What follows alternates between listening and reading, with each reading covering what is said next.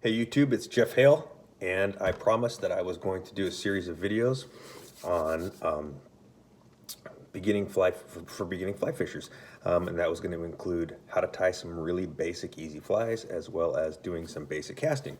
I decided to start first though with how to tie some really basic flies that will work, that anybody can tie for cheap. And that's because quite a few people already have fly rods, or maybe their grandfather has one, or they were given one and they have a setup laying around the house. They just don't know how to use it. First, I want to talk about the vise.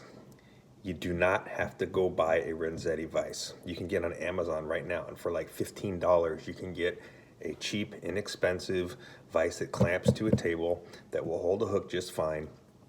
You do not need to spend a lot of money. In fact, if you look on Craigslist or if you go to garage sales, these things are for sale all over for nothing.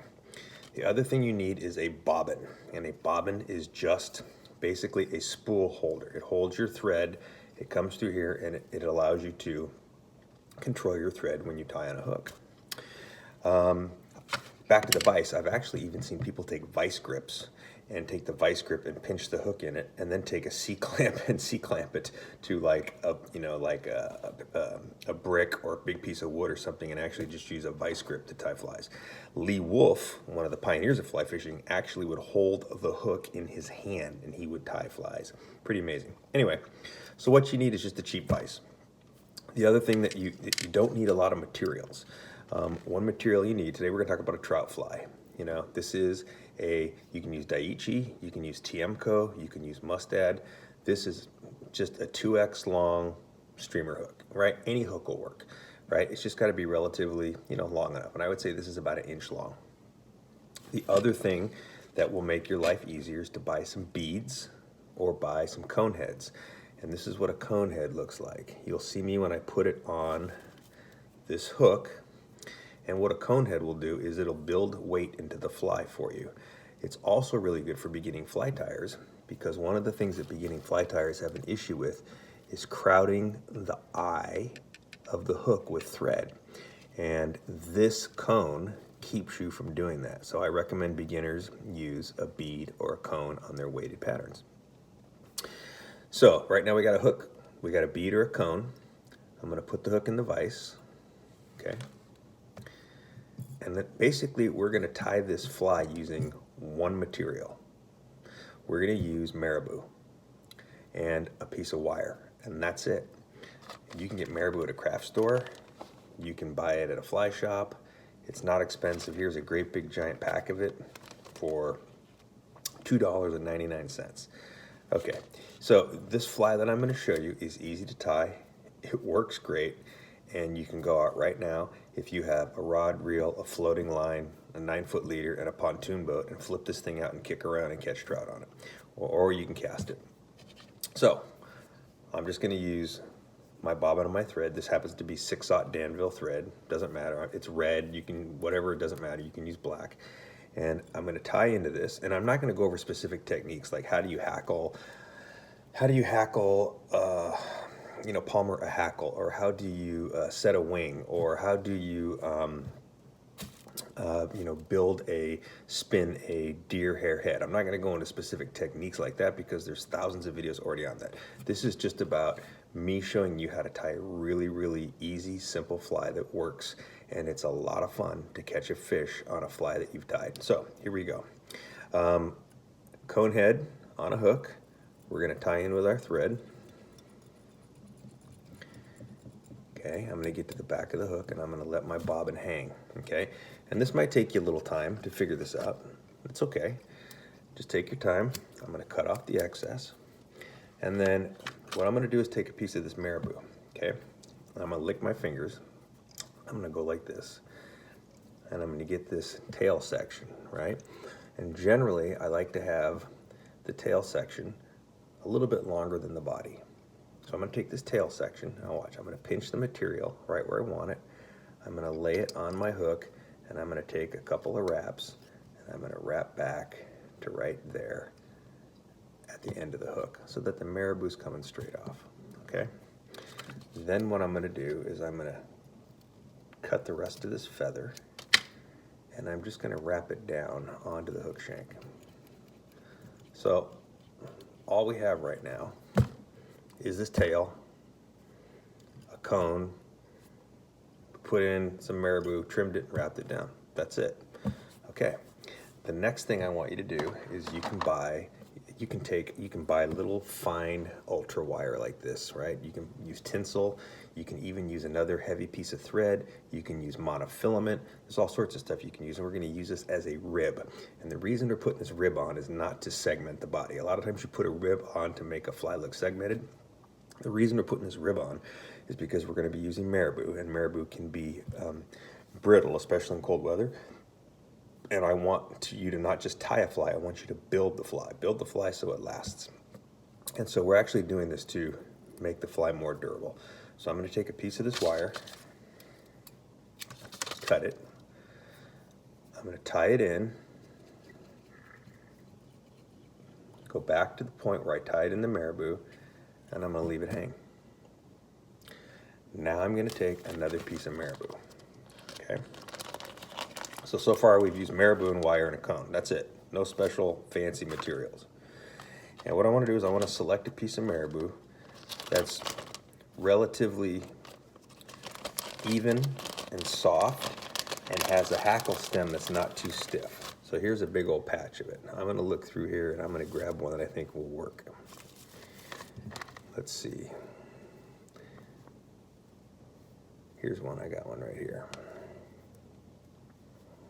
Okay, let me pop this off. Okay, I just pulled that feather off. Okay, now I'm going to lick this feather like this. And you get some in your mouth. And I'm going to kind of wet it down and twist it. All right, I'm kind of wet it down and twist it. And watch what I'm going to do. I'm going to take it. And here's the stem, and here's the tips. I'm actually going to tie this in by the tips. So after I get it moist, I'm going to lay the tip over the body like this, and I'm just going to tie it in all the way back to where I put the tail in. Now some of this stuff might come apart and flip off. That's okay. So now I have this feather tied in by the tip. Watch what I'm going to do. I'm going to go ahead and twist this, and I'm going to tighten it up like a rope. I'm going to walk my thread all the way forward to the cone, and I'm going to take this rope of marabou, and I'm going to gently, this is called palmering, it just means wrapping it forward. I'm going to wrap it forward right up to the cone and take a couple of turns right behind the cone, okay? Then I'm going to catch it with my thread. Can you see that? I just caught it with my thread, and I'm going to make a couple of wraps. I come in here with my scissors. I'm going to trim this off. Marabou on the camera, sorry. So this is what we got. We got a marabou tail, a marabou body. Oh, we still got this wire left. This wire, we're going to counter wrap the opposite direction, right? We twisted the marabou and wrapped it this way, right? We went clockwise. Now we're going to go counterclockwise with the wire, and what that wire does is it locks these fibers in and keeps them from breaking. And you want to wrap it so that, you know, maybe there's a millimeter between each wrap. Right behind, and again, this is where a lot of beginning fly tyers, this is where the cone will save you, because if you're right up against the eye, a lot of times they crowd the eye and the thread will fall off the front of the eye. So this is a great way to start. So I've wrapped this 2 or 3 times. I'm gonna come in, trim it. Okay, now how we finish a fly is with a whip finish, okay? But before you whip finish, another way to do it is with a half hitch. So a good way to do a half hitch is put your fingers on your thread and cross it so it looks like this. You see that? And then I take this and I put it right where I want it to go. I hold it with my fingers and I tighten down. Let me show you that again. I go like this. I put it right where I want to go. I pull it down. Okay? Now later on, when you get better at this, you can do what's called a whip finish, and you can use a whip finish tool or you can use your hand. And a whip finish is just a half hitch that keeps going. So I'll show you. Here we go. This would be the half hitch. Now watch. 1, 2, 3. I just whip finished it, okay? You don't have to do that. You can do 2 or 3 half hitches and you're done. I'm finished. Now I'm going to cut that off. And because I want this thing to be durable, right, I use the wire. I'm also going to use some glue. And so I'm going to take a little super glue or a little head cement. I'm going to go ahead and put it on this needle. And I'm going to come in here and I'm going to put some glue on my thread wraps. And if you saw my previous video where the guy made fun of me for using head cement, he's crazy. Everybody uses head cement. It's what you do. It makes your fly durable. It makes your head nice and shiny, and it looks good on like certain patterns that require a, like a nice shiny glossy head. And it makes your flies durable. So why wouldn't you use head cement or super glue? Boom. That's it. Now, trust me, this pattern, there's nothing to it, but it catches fish. You could fish this in a lake. You could fish this in the Yakima River and swing it. You could fish this for bass or bluegill. Lots of fish will eat this. I don't know what you want to call it. You can call it whatever you want. But if you take a close look, you got a marabou tail, you got a nice fuzzy body, and you got a cone head. And this thing will jig and swim through the water very nicely. That's it. That's one to keep. There's some other things you can do. If you want, you can put some flash in the tail, right? Make this a little bit flashier. You can buy this stuff called crystal flash. It's cheap. And you can put a few strands on each side if you want to put a little flash in this. But this right here alone will catch you a lot of trout. There's no hackle involved. There's no spinning deer hair. There's no articulated body. There's nothing to worry about. Very easy, very inexpensive, very simple. So give it a try. I'll be making another video shortly that focuses on how to make another simple fly, but we're going to use what's called a zonker strip, which is made out of rabbit. So watch for that video. If you like my video, please hit subscribe. Have a great evening.